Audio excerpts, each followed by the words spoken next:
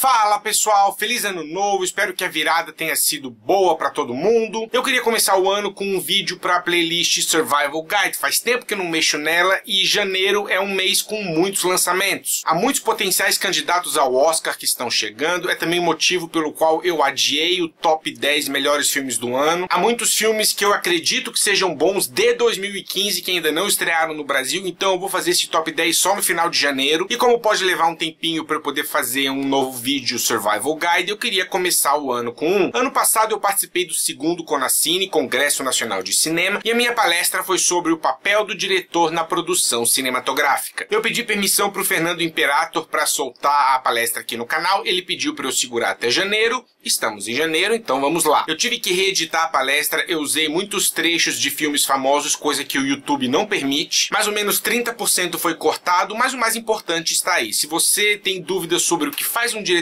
de cinema, qual é a relação dele com os demais aspectos da produção, como efeitos visuais, roteiro, som, música, qual a diferença entre um diretor e um produtor, a diferença entre um diretor de Hollywood e um diretor independente, tudo isso foi abordado aqui, espero que vocês gostem.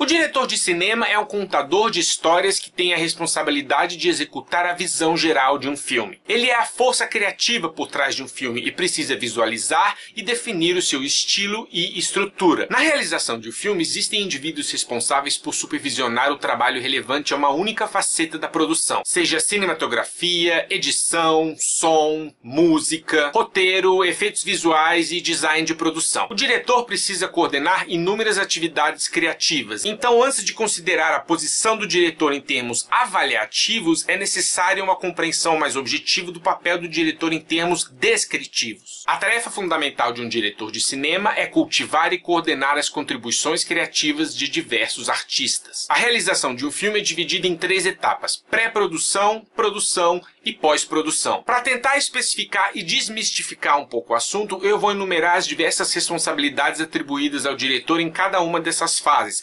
lembrando sempre que elas variam muito de acordo com os hábitos de trabalho de cada diretor. Vamos começar pela pré-produção, as 7 coisas essenciais que um diretor precisa fazer nessa fase. Número 1. Reconhecimento de locação. Uma vez que o diretor decide que tipo de visual quer para o filme, começa uma busca por locações adequadas. Além do diretor, também participam desse processo o assistente de direção, o diretor de arte e o produtor do filme. Na cena que a Lorena tá sozinha, depois que ela sai da floresta, eu pensei dela tá dormindo aí dentro. Só, que massa. A gente podia até, pena que não vai dar pra maquiar o zumbi, né? Dependendo da luz não tem problema.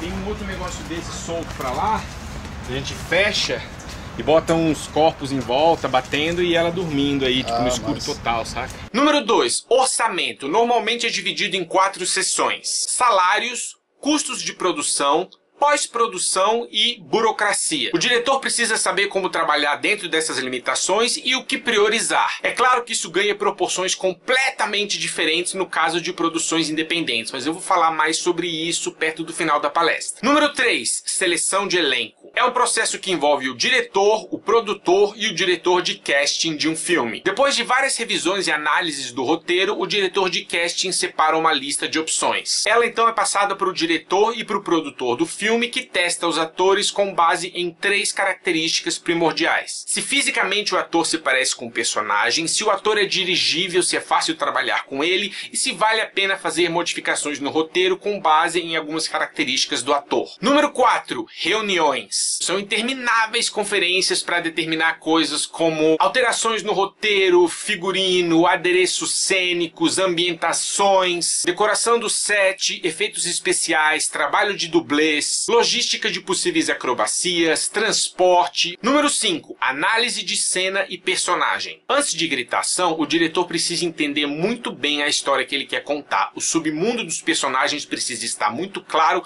assim como a estrutura do universo. As 3 dimensões essenciais de um personagem são pensar, agir e sentir. Quanto mais claras elas estiverem, melhor será o trabalho de direção. Número 6, estabelecer o conceito visual. Posicionamento de câmera, ou seja, decidir o que o público pode ou não ver. Estabelecer ritmo e tom, ou seja, o filme vai ser ágil ou lento, sombrio e pesado ou leve e divertido. Simbologia, cor, quais são os sentimentos que precisam ser representados visualmente nesse universo, tudo isso precisa estar muito claro antes de gravar a primeira cena. E número 7, lista de tomadas, storyboards e ensaios. Muitos diretores dispensam esses recursos, mas eles são muito úteis para organizar os blocos de tomadas e o processo para transformá-los em cenas. O storyboard é um processo mais específico ainda, ele serve como uma pré-visualização da cena. Basicamente, uma história em quadrinho de um pedaço do filme. E o ensaio é o processo onde o diretor passa as intenções dramáticas para os seus atores e para que eles desenvolvam química entre si. Ok, agora vamos para a produção, a fase mais prazerosa de se fazer um filme, quando as câmeras finalmente começam a gravar.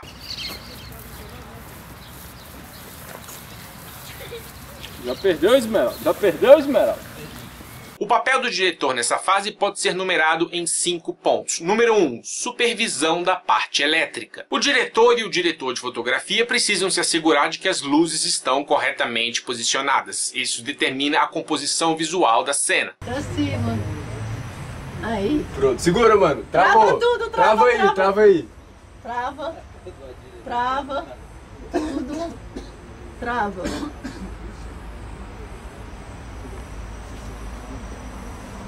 Segura, malandro. Vem.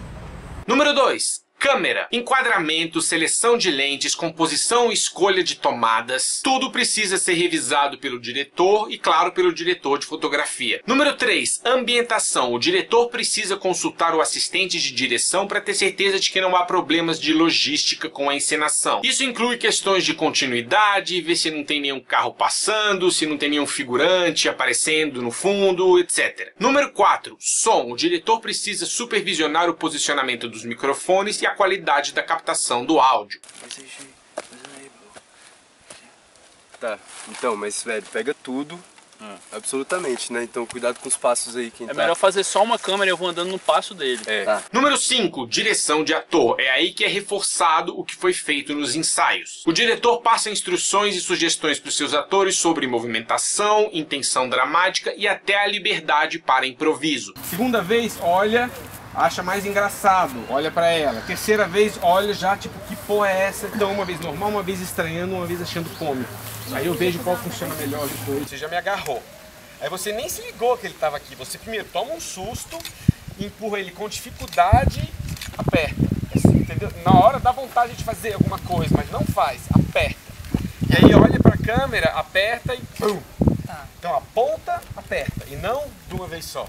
Vamos agora à pós-produção, fase onde todo o trabalho é finalizado. A galera do making off tá, pô, mas ele tá falando no meio da cena. Pois é, a pós-produção desse filme vai ser um inferno. O envolvimento do diretor nessa etapa varia de acordo com a prática individual e o contexto de produção determinado historicamente. Por exemplo, até os anos 40, um diretor tinha pouca ou nenhuma influência sobre a edição de um filme. O cinema digital embaçou consideravelmente a distinção entre criação e modificação fílmica, o que expandiu dramaticamente o papel do diretor na pós-produção. Há 4 áreas principais da pós-produção onde o feedback do diretor é necessário. Número 1, edição. O editor e o diretor de um filme muitas vezes trabalham juntos para desenvolver o ritmo do filme, reforçar a continuidade entre as cenas, podar momentos de excessos indesejados e assegurar que a montagem está executando a intenção do trabalho. Número 2, efeitos visuais. Esse processo envolve a manipulação das cenas cruas por técnicos de processamento, designers de efeitos especiais e um conjunto de artistas digitais,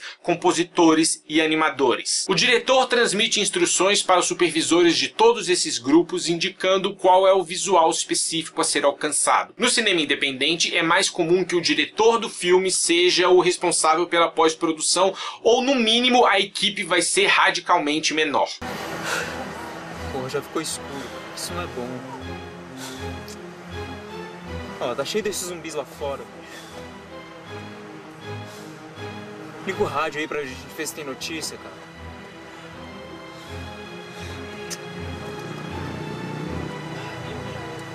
A gente tá fudido. Cara, eu tenho uma ideia. A gente pode ir lá pra açougue do meu pai.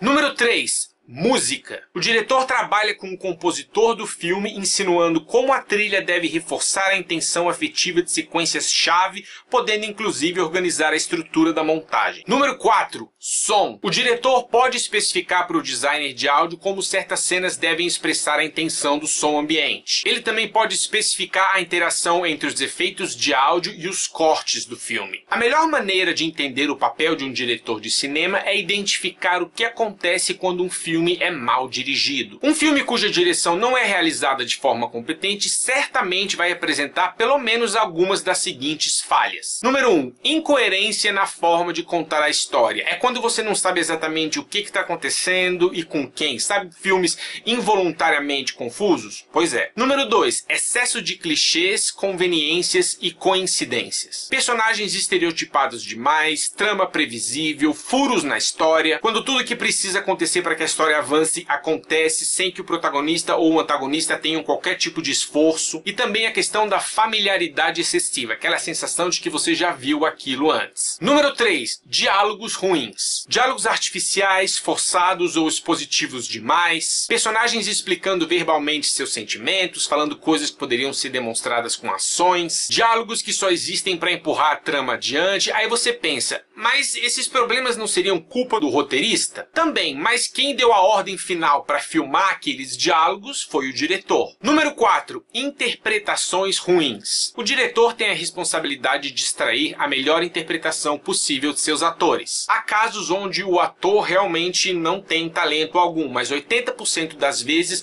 uma má interpretação é reflexo de uma direção ruim. Número 5. Excesso ou falta de design. O excesso acontece quando o conceito visual se torna mais importante que qualquer outro elemento do filme. Um bom exemplo é o filme The Spirit, de 2008, que tem muito estilo para pouca substância. Número 6. Edição ruim. Cenas esquisitas que se sobrepõem sem coesão nenhuma, segmentos excessivamente picotados, erros de continuidade. Mas a culpa não seria do editor?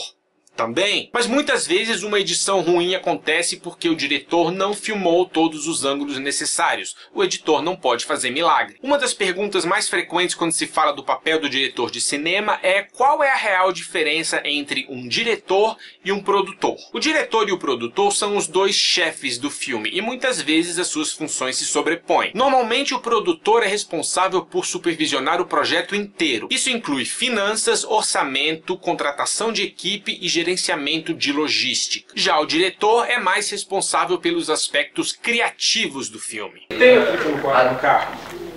Pode ser. Tripa? Porque ela não tá com sangue, ela tá seca. Mas eu acho massa a ideia do cara parado assim. Aí o cara vira, ele tá assim, aí ele vira assim. Na hora ele ia pegar, ele ia pensar em você. Se ele tá fazendo alguma coisa, tem uma vítima cheia de sangue, ele tá lá comendo, se alimentando, aí ele pode estar distraído. Aí você vem, faz um barulho, ele vai... e olha para o lado, aí você sai, aí pode ser. Não é incomum atribuir ao produtor de um filme o cargo de chefe do diretor. Ele é o homem de negócios do processo, é ele quem contrata o diretor e faz todo o marketing do filme. É tanto que quando um filme ganha um Oscar de melhor filme, esse Oscar vai para o produtor. O diretor tem uma categoria própria. Vamos falar do papel do diretor de filmes independentes.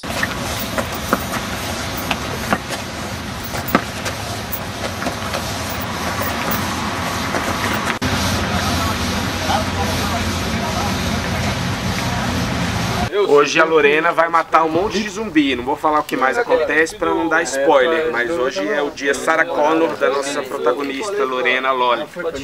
Faz a Denise. E, bom, é isso. Tudo muda quando você vai dirigir um longa sem orçamento. Como você dificilmente vai ter dinheiro para pagar certos profissionais, o tamanho da sua equipe vai reduzir radicalmente, o que significa que o papel do diretor vai aumentar assustadoramente. Quando eu dirigi A Capital dos Mortos 1, a equipe oficial era composta pelo Rodrigo Luiz Martins, o produtor do filme, e por mim. Isso significa que além de diretor do filme, eu era o roteirista, maquiador, sonoplasta, cinegrafista, continuista, figurinista, o que também significa que muitos elementos do filme não tiveram a atenção que deveriam. Por exemplo, A Capital dos Mortos 1 é um filme que não tem fotografia. A fotografia foi feita na pós-produção à base de filtros de imagem. Eu vou colocar um filtro azulado aqui, põe um filtro amarelado aqui. Não é assim que se constrói uma fotografia. Também não significa que todo filme sem dinheiro vai ser ruim ou necessariamente trash. Pegue, por exemplo, A Capital dos Mortos 2. Com esse filme a gente chegou no limite de aonde é possível ir sem dinheiro, porque a gente conseguiu estabelecer uma equipe muito maior e o resultado disso é um filme muito melhor do que o primeiro. Então eu quero fechar essa palestra com 4 dicas essenciais para quem pretende dirigir um longa-metragem sem dinheiro. Número 1. Escreva um roteiro adequado à realidade da produção. Isso significa o seguinte: evite ou reduza cenas noturnas, porque as cenas noturnas precisam ser muito bem iluminadas, o que exige equipamento,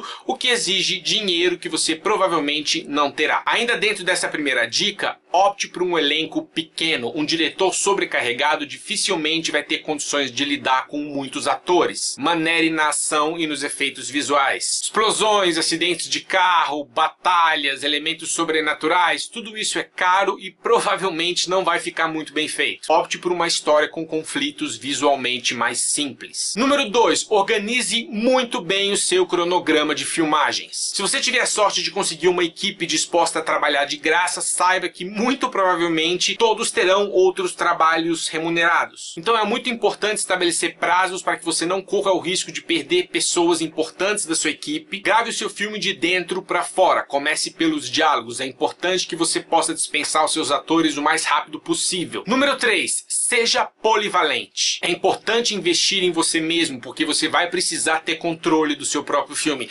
Imagina que no meio da pós-produção, o seu editor resolve pedir grana ou fala que apareceu outro projeto e que ele não vai poder mexer no seu filme durante 6 meses.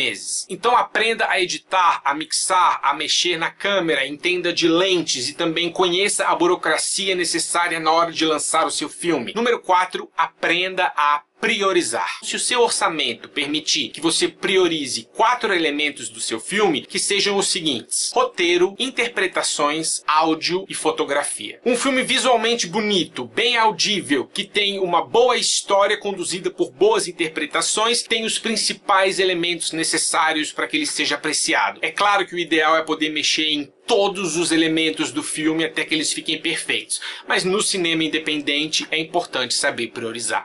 Ok, pessoal, espero que a palestra tenha sido esclarecedora, espero também que tenha ajudado a quem pretende se aventurar no cinema independente. Eu quero fazer mais palestras desse tipo, só que ao vivo, é um projeto para 2016. Espero que dê certo, mas a gente fala sobre isso mais pra frente. O primeiro alô da vez do ano vai para Lucas Dantas e Mariana Rascassi, que fizeram aniversário dia 30 de dezembro do ano passado. Parabéns! Jonathan Abrantes de Paula, Gabriel da Gama Silveira e Tom Camargo. Galera, valeu por acompanhar o canal. É isso, pessoal. Um abraço e até a próxima.